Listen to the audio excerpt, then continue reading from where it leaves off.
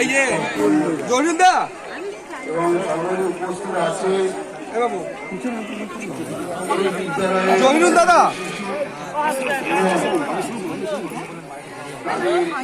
মা বাবা ও এখানকার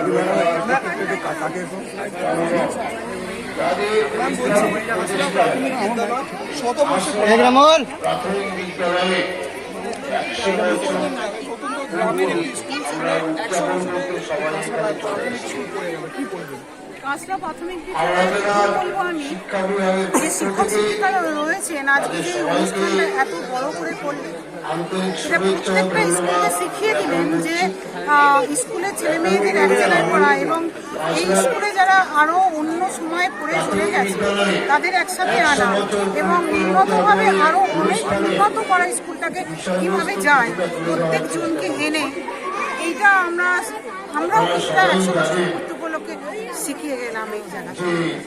ম্যাম বলছি প্রাথমিক বিদ্যালয় স্কুলের কিছু পরিকাঠামোর অভাব আছে, সেটা কি পরবর্তীকালে দেখা হবে? অবশ্যই আমি বলে গেছি, আমি যখন বলে গেছি জেলা পরিষদ থেকে পরিকাঠামোর জায়গাটা থাকে, আমি জেলা পরিষদ থেকে পরিকাঠামোর জন্য আলাদা করে একদম ব্যবস্থা করি।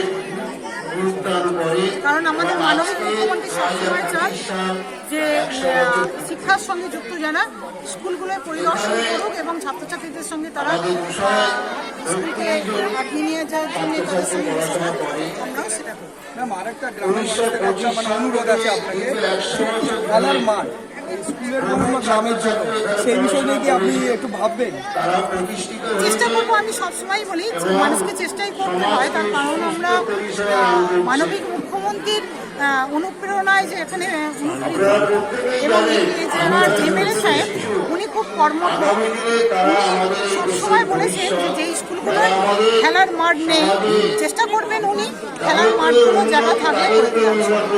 আমাদের দেশটাকে তারা উন্নতির পথে টেনে নিয়ে